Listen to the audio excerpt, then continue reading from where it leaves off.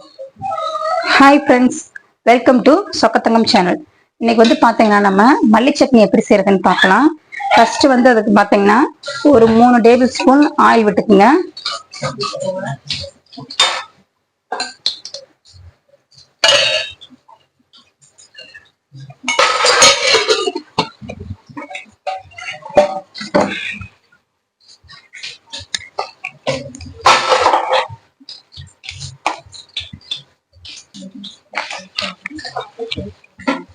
இது கூட 2 கடலைப்பருப்பு சேர்த்துக்கலாம்.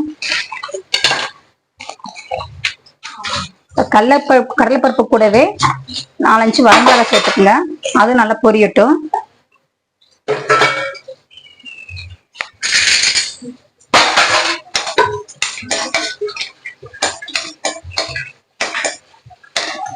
இது வந்து பாத்தீங்கன்னா கருக விடாம கொஞ்சம் எண்ணெயில லைட்டா கொஞ்சம் பொரிச்சுக்கலாம். இப்ப 2 நல்லா வணங்கிடுச்சு. இது கூட வந்து நான் வந்து சின்ன வெங்காயம் ஒரு 15 சின்ன வெங்காயம் வெள்ளைப்பூடு எடுத்திருக்கேன். இதே இது கூட சேர்த்துக்கலாம்.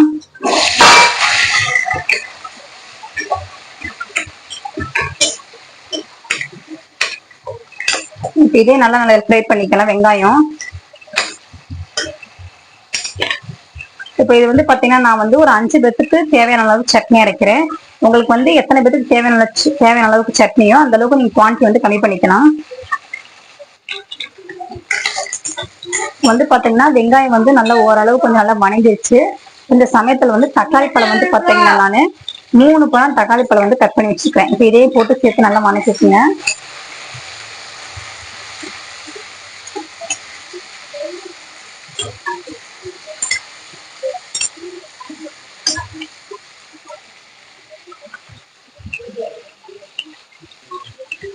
இப்ப இது பாத்தீங்கன்னா நல்லா வணங்கட்டும். இது கூட 2 சால்ட் சேர்த்துக்கலாம். நம்ம வந்து உப்பு சேர்த்து வணங்கிட்டோம் அப்படின்னா வெங்காயம் தக்காளி சீக்கிரம் வணங்கிடும். இப்போ வந்து பாத்தீங்கன்னா வெங்காயம் தக்காளி பாத்தீங்கன்னா நல்லா வணங்கிருச்சு. இப்போ வந்து பாத்தீங்கன்னா மல்லித்தலையும் கருவேப்பிலையும் நான் நல்லா கழுவி எடுத்து வச்சிருக்கிறேன். இப்போ வந்து இதையும் நம்ம அது கூட சேர்த்துக்கலாம்.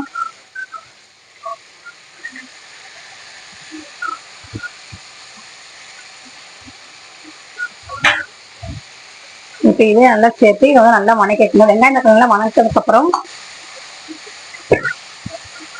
நம்ம அதை வந்து கடைசியில மல்லித்தலையும் கருவேப்பிலை சேர்த்தா போதும்.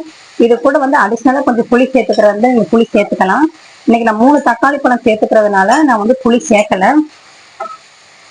நீங்க வந்து தக்காளி பழம் வேணுமோ 1 கம்மி பண்ணிட்டு 2 தக்காளி பழமும் கொஞ்சம் புளி வேணுமா சேர்த்துக்கலாம். இது கூட 2 கருவேப்பிலையும் போட்டுக்கலாம்.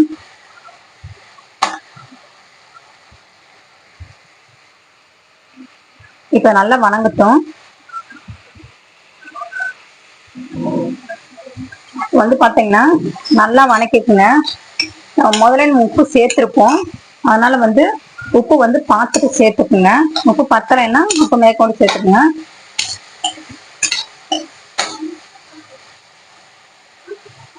பாருங்க சூப்பரா நல்லா வணங்கிருச்சு. இந்த அளவுக்கு வணங்கி நம்ம எடுத்துட்டு இதை நம்ம ஆறுனதுக்கு அப்புறம் சட்னி அரைச்சிக்கலாம். இப்ப நம்ம வந்து சட்னி காய்கறிகளையும் நம்ம வந்து தோசை சுட்டுலாம் ஃப்ரெண்ட்ஸ். தோசைக்கு ஃபர்ஸ்ட் தேய்ச்சிக்கலாம். தேய்ச்சிட்டு ஒரு கரண்டி மாவு எடுத்து உள்ள ஊற்றிக்கலாம்.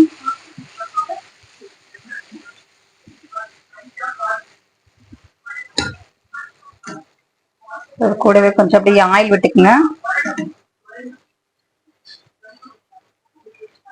இப்ப தோசை நல்லா வேகட்டும். பாருங்க தோசை வெந்துருச்சு. இப்ப நம்ம வந்து தோசையை வந்து ஒரு சைடா வந்து திருப்பி போட்டுலாம்.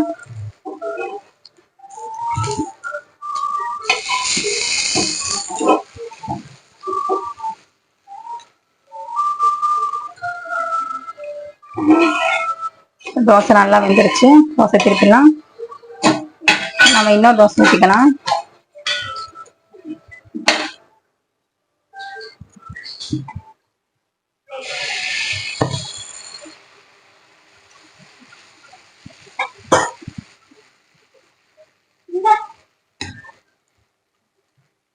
கொஞ்சம் ஆயில் சேர்த்துக்கலாம்.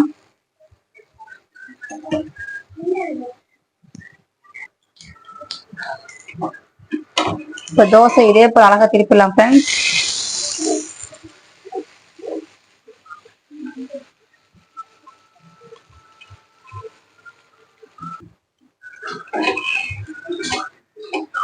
தோசை ஊத்தியாச்சு. இப்ப நம்ம சட்னி அரைச்சிடலாம். இப்ப பாருங்க ஃப்ரெண்ட்ஸ், நம்ம வாழைக்காய் நல்லா ஆறிடுச்சு. இப்ப இதை எடுத்து இதுல போட்டுடலாம். போட்டு இப்ப நல்லா ஆறினதுக்கு அப்புறம் மிக்சர் சேர்த்து அரைச்சிக்கலாம்.